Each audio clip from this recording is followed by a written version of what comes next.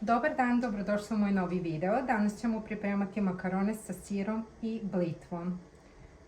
Za to nam je potrebno jedan paradajz sos, mladi crni i beli luk, peršun, jedna mala pavlaka, kačkavlica odozgo, blitva, makarone i domaći sir. Ostanite sa nama i pogledajte ceo recept. Voda nam je zakipela. Prvo što radimo, stavljamo makarone da se kuvaju svega 5 minuta.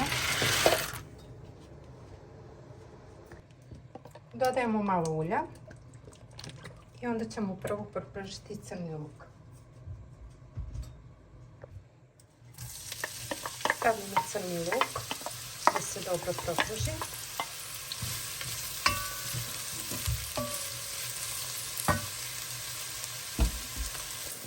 Sada kad smo propržili ovako luk, dodajemo blitvu.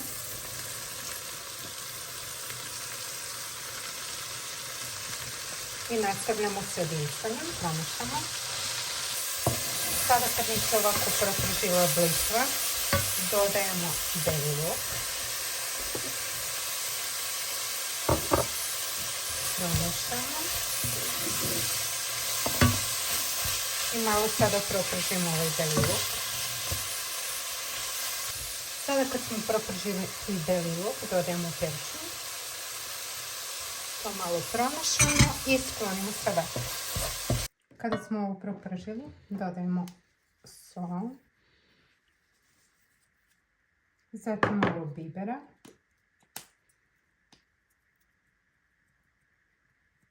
po ukusu naravno, i malo origana.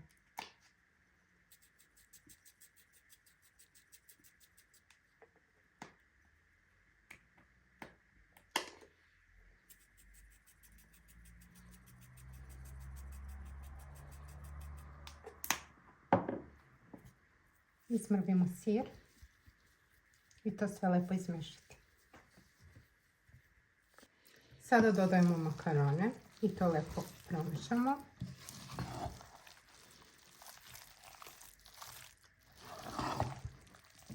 Kada lepo sjedinimo sastojke, dodajemo paradajz sos.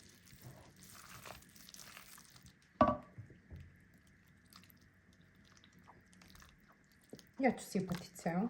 Vi možete naravno po svom ukusu. To sve lepo sada promešati. Sada sam poljubila jednu vatrostanu tuniju, to ću prebaciti. Sada kad smo ovako izravnjali, dodajemo odozgo pavlaku za kuvanje. Stavljamo na 230 stepeni i pecite negdje oko 25 minuta. Zatim ćemo skinuti foliju i dodat ćemo kačkavar. Posle 25 minuta stavljamo kačkavar i vraćamo u vrelu još 10 minuta da se lepo zapeče.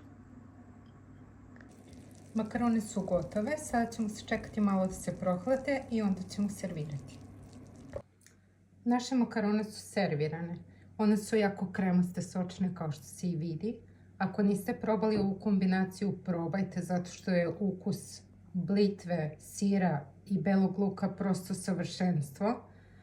Tako da probajte, napišite mi u komentarima kako vam se sviđa, lajkujte i vidimo se u sljedećem videu.